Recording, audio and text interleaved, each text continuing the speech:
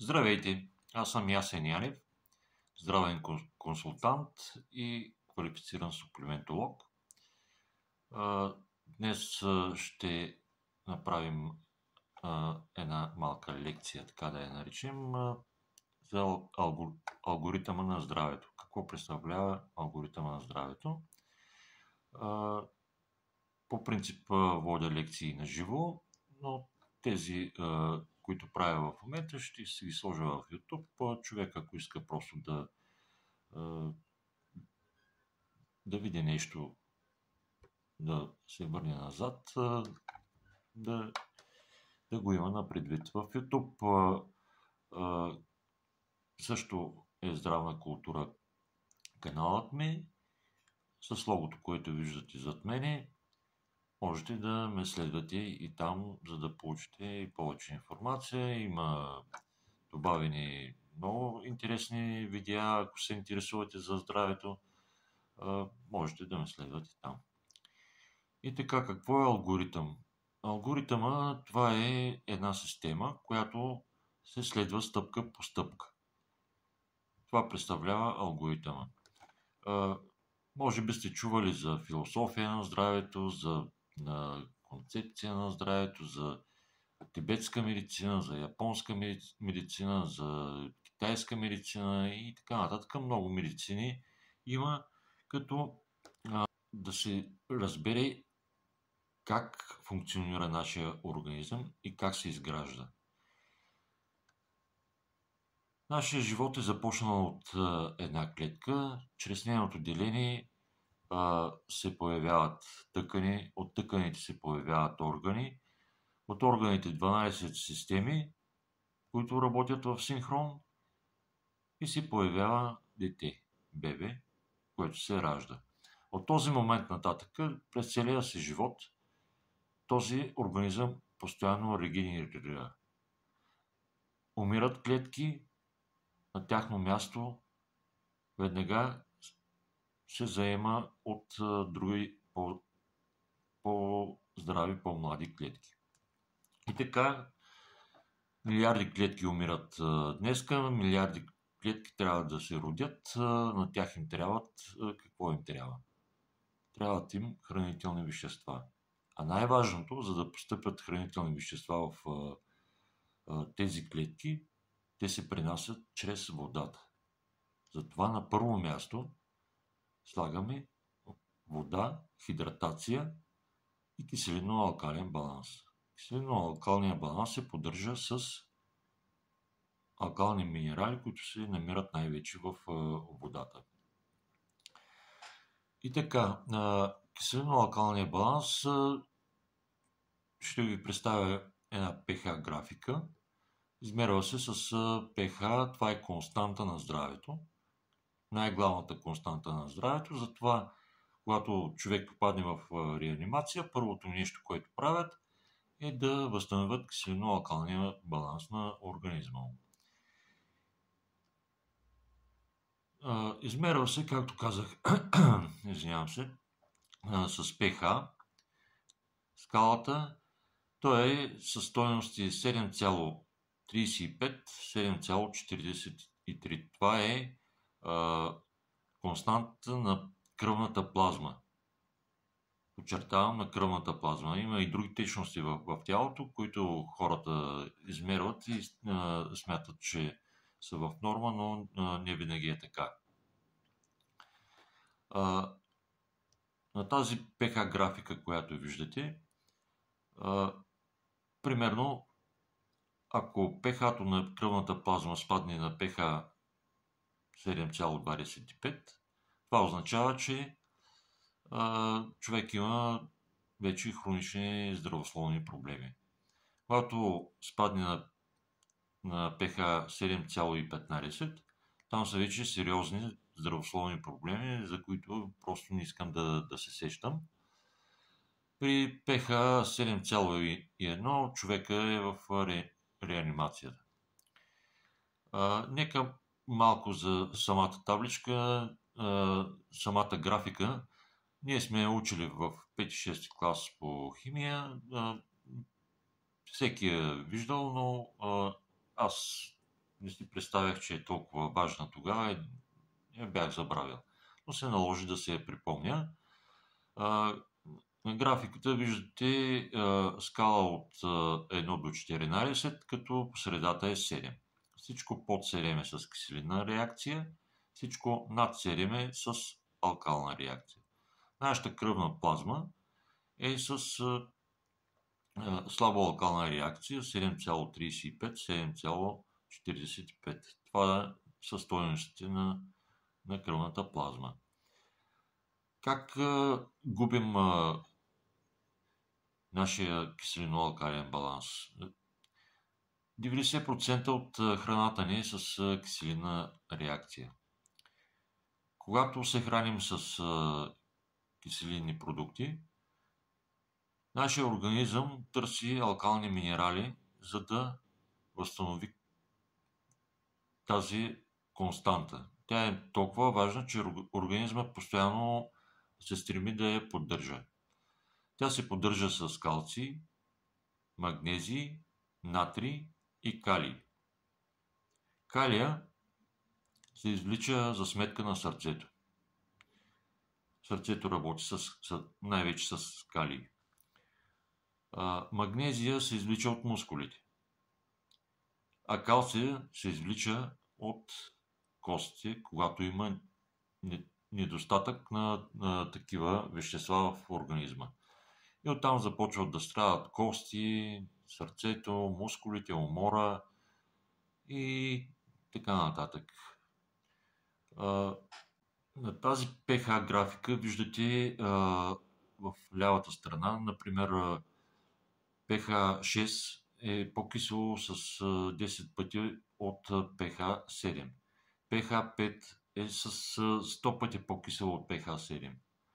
pH 4 е с 1000 пъти по-кисело от pH 7. Една газирана вода е с pH 4. Представете си, когато на 6 литра кръв добавите, например, 250 мл сода, газирана вода. Какво се получава? А когато го правите постоянно това нещо, просто се стига до проблема, който имах аз. Аз преди 11 години не пиех изобщо вода. Пиех само безалкохолни напитки. 4 литра изпивах на ден безалкохолни напитки. Бях на аналгин. Цял блистер аналгин изпивах на ден. А заспивах с хексалгин. Всичко ме болеше. Страшно уморен се чувствах. Просто не искам да се сещам за този период от живота ми. И така, за всяка една от тия точки ще има отделна лекция. Просто в момента ви въвеждам в алгоритъма на здравето. Така, на второ място стои, нека да ги наречем стъпки. Стъпка първа е хидратация и възстановяване на киселино-алкалния баланс на организма.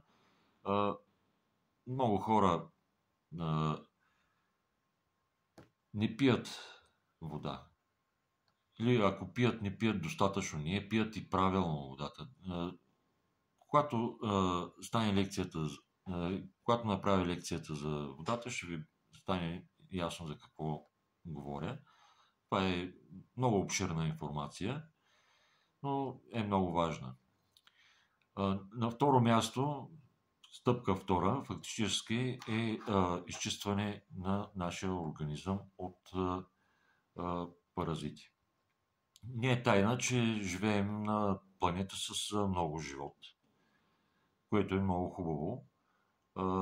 И всеки един живот се стреми да оцелее по някакъв начин.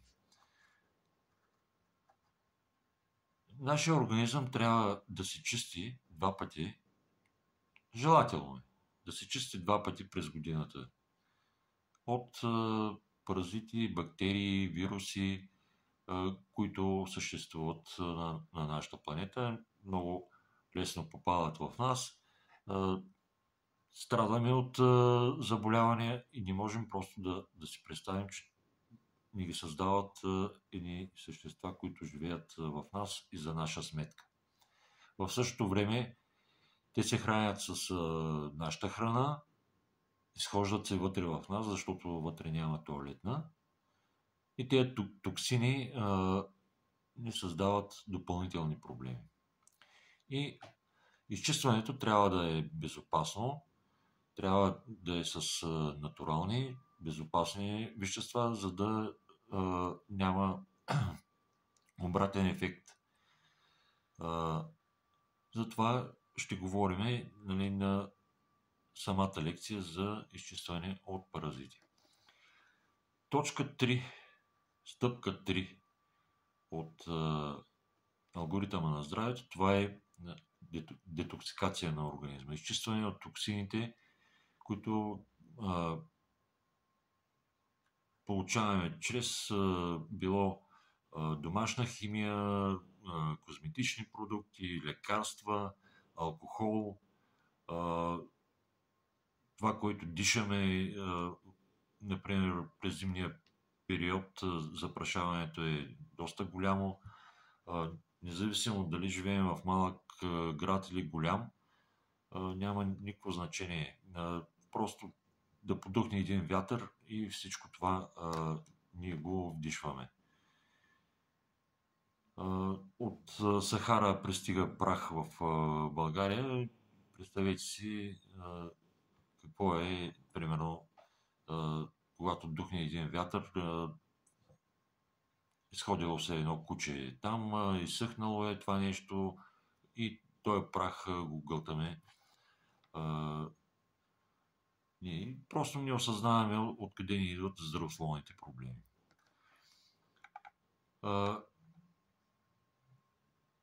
На четвърто място, четвърта точка, четвърта стъпка фактически, това е чистенето на стомашно-чревния тракт. Чистенето на стомашно-чревния тракт е важно за това, защото през годините, когато не полагаме грижи за стомашно-чревния си тракт, ние освояваме по-малко храната. Като по този начин губиме. Храним се повече, ние не можем да я усвоим напълно, затова имаме чувството на глад и се храним повече. Когато един стомашно-чревен тракт се изчисти както трябва, храната се усвоява много по-лесно и човек се насища с много малко храна. И много хора правят диети, гладуват, лишават се от дадени вещества, но когато свърши диетата, човек започне да се храни нормално, организма започва да се наваксва това, което не е получавал по време на диетата. Диетата, това е начин на хранене. Самата дума това означава начин на хранене. И тогава организмът даже започва да се запасява допълнително, защото си казва: имаше една криза, дай да запасявам тук, че не се знае дали няма да има пак криза. Много хора вземат, например, някакви слабителни, за да изпразнят просто стомашно-чревния си тракт, но с това те не го чистят. Просто го изпразват. Затова има специална програма, която се прилага за изчистване на храносмилателната система. Просто организмът, стомашно-чревния тракт става все едно сега се раждате. Започвате нов живот. Чрез приложението и сигурно милиони пъти прилагаме, почти при всеки има положителен резултат. Така че лично аз съм го правил това нещо, правя го 2 пъти през годината, както ви казах. Аз се съобразявам с алгоритъма на здравето, затова съм здрав. От 11 години не съм изпил един аналгин. И така, следва стъпка 5. Вече минахме на стъпки, улучвам ги. Стъпка 5, това е клетъчното хранене. Няма значение нали, как ще се набавят и хранителни вещества. Важното е те да бъдат получени от някъде. За какво става въпрос? Клетъчното хранене, нашият организъм фактически се изгражда чрез 47 незаменими хранителни вещества. Разбира се, те са много повече. От тези са най-важните хранителни вещества, които трябва да се набавим по някакъв начин. Независимо какъв. Трябва просто да ги предоставим на клетките си по някакъв начин. Какви са тия вещества? 28 аминокиселини. Като 8 от тях са незаменими. Фактически ние трябва да си ги набавяме чрез храната. Останалите се синтезират от витамини, минерали, от храната, която постъпва в нас, но 8 от тях се съдържат само в храната. За тях ще говорим, нали, когато му дойде времето. 15 минерала. Това са минерали, които встъпвайки в биохимични реакции, подпомагат синтеза на аминокиселините, на протеините, които изграждат нашите клетки. 12 витамина. Думата витамин, тя е съставена от две думи, вита и мин. Жив минерал. Те задействат минералите. Тяхната работа е да подпомогнат работата на минералите. Още не трябват 7 групи ензими. Това са вещества, които подпомагат разграждането на разчупването на храната до микромолекули, за да може да бъде усвоена по-лесно. Ензими почти вече няма и в храните, понеже има консерванти, а консервантите блокират ензимите.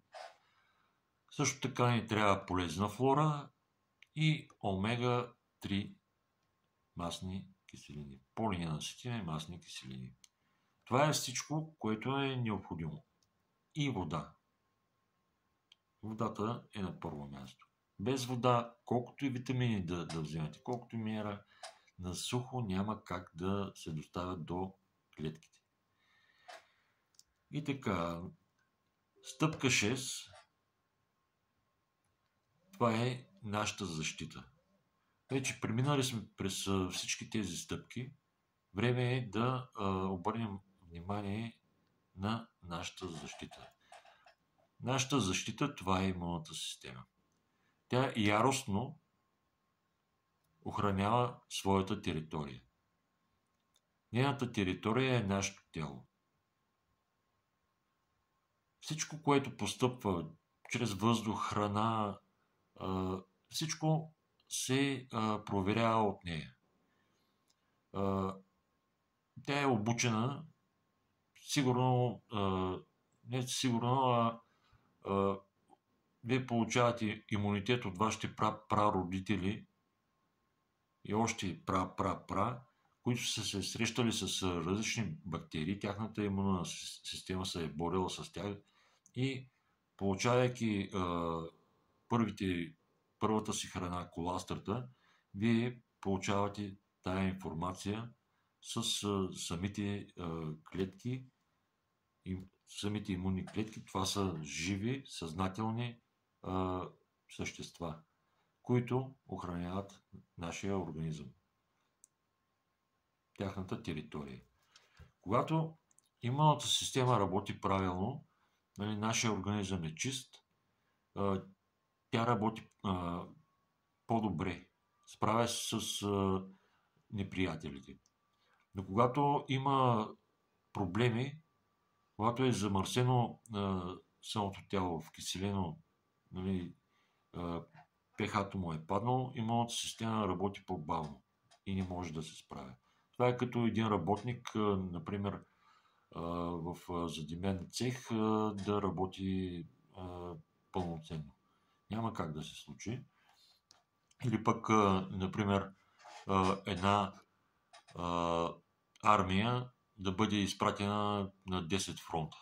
Да бъде пръсната на 10 фронта, да се бори на 10 фронта. Тя ще загуби войната задължително. Ако армията е насочена точно и само на едно място, е възможно да спечели войната. По същия начин работи и имунната система. Тя постоянно работи. Тя няма почивка. Независимо вие дали спите или не, тя работи и се справя. И така, по тези 6 стъпки ще има отделна лекция. Гледам да са по-кратки, за да не ви отнема много от времето, но пък за сметка на това, винаги ако има някакви въпроси, може да се свърже с мен и да ме пита. Информацията, която даваме е безплатна. На никой няма да му кажа, изпрати ми тук пари и така нататък. И така нататък. Имате здравословен проблем, свържете се, имам достатъчно опит. Също така ние сме екип, голям екип. Можем да се допитваме и не става въпрос само тук в България. Това е световен екип, международен екип от учени и доктори, професори, при които аз съм бил, преподавали са ми, отделно, нали, си контактуваме с тях, имаме си чатове в Телеграм. Когато е нужно, мога да се допитам до нещо, но след като съм минал курса по суплементология, ще ми малко кофти да се обадя и да питам това как и що е, тъй като самия курс ти дава отговори на много неща и аз имам кабинет в академията, където мога да вляза и да си изгледам отново лекция, да си прочита материали и по този начин мога да помогна на всеки, независимо с какъв здравословен проблем се е сблъскал той. Ами това е, можете да ме следвате в YouTube и очаквайте следващата лекция, която ще бъде хидратация на организма и поддържане на киселино-алкалния баланс. Ще научите как да се проверявате pH-то. Също така тогава ще ви дам и един тест, чрез който можете да определите вашето здравословно състояние, как работят вашите системи. Безплатно, с линк, който ще бъде пуснат или в YouTube, или ще ви го напиша по някакъв начин. Просто влизате, попълвайте си един въпросник и там си пресмятате точките, графика, можете да си попълните и да си видите коя система работи и коя създава проблеми. Оттам, ако искате, аз мога да го разгледам този резултат и да преценим кое ви създава проблем. Липса на витамини, минерали или пък ви тормозят паразити, бактерии, гъбички и така нататък. И това е за сега. Бъдете живи, здрави, успешни, активни. Обичайте се.